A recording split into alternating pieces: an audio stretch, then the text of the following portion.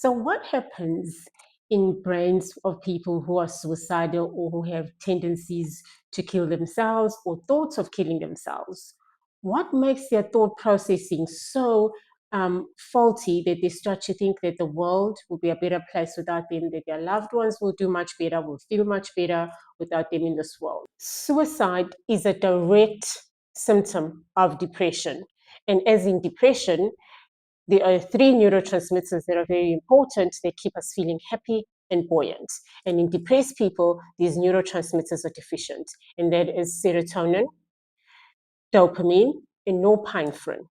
Serotonin is a happy hormone that makes us feel very happy and buoyant and just satisfied with life.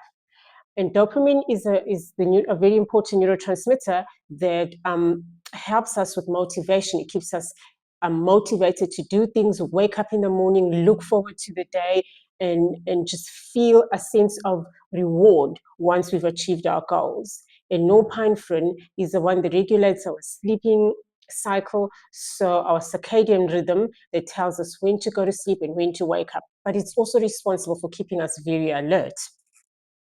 And with these neurotransmitters, these are stimulating neurotransmitters, but there are other neurotransmitters in the brain that inhibit activities. And one of the important ones that that are significant when it comes to suicide is GABA. So norepinephrine is responsible for our circadian rhythm. So when we go to sleep or when we wake up, but also just it's responsible for giving us a good quality night's sleep. Now we need a good quality night's sleep in order for the brain to recover.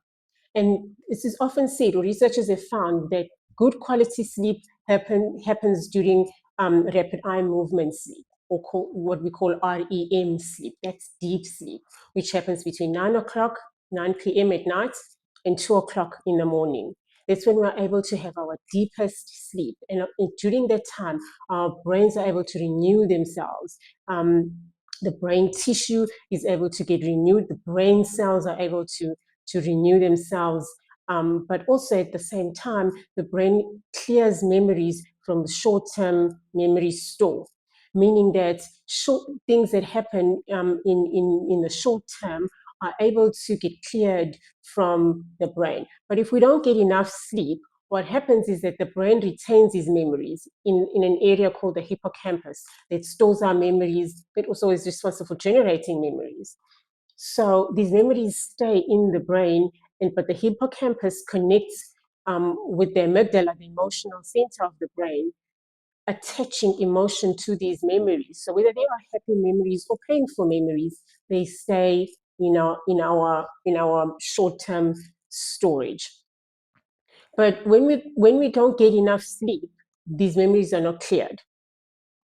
And particularly in a case where there are traumatic events or these memories evoke a feeling of fear and trauma or attached to a traumatic event, and they are painful memories, they stay with us. So when we're supposed to be sleeping, our brain regurgitates and recalls these painful memories and it causes this vicious cycle, or what we call a loop, where we keep remembering the event and it evokes the same sad emotions or bad emotions that are attached to the traumatic event.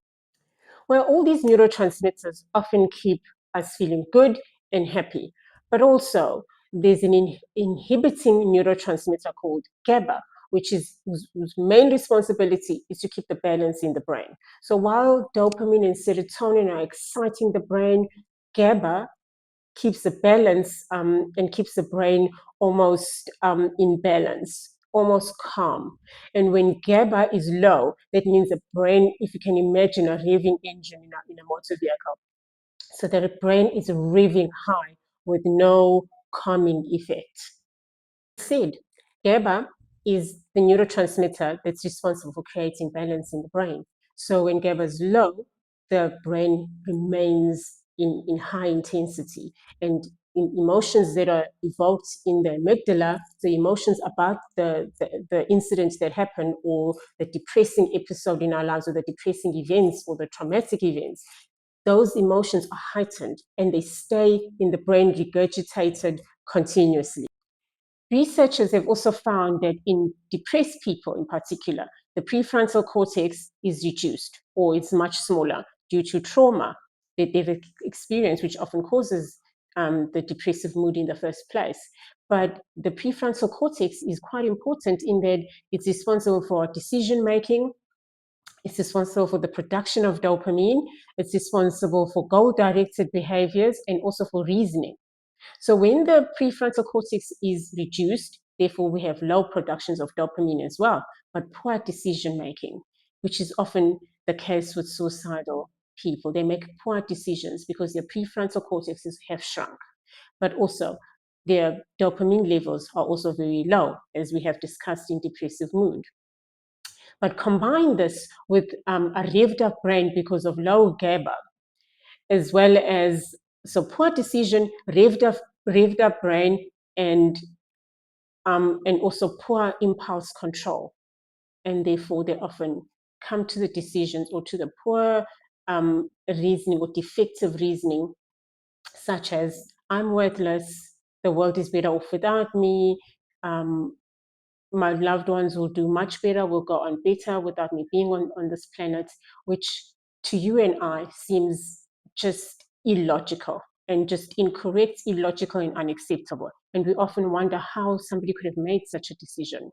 But just remember, there are symptoms like not being able to fall asleep that are observable, that you can see in the person who is depressed, that you can observe and see and often intervene. So please understand that their brain has been changed, that it has been altered by this repetitive cycle or loop that they fall into, where the memories are reinforced in their brains, but also with because of the lack of sleep that they experience due to depression. And it becomes a vicious cycle that they just cannot break on their own. They often need help. And often they can't reach out for help because their reasoning is so defective at that point. And just what seems logical to you and I is just not their logic. Their brain functions have been altered so badly that what makes sense to them is not necessarily what seems the correct um, conclusion or the correct decision making or a logical way of thinking for you and I. So please look out for them. Help somebody who can't help themselves.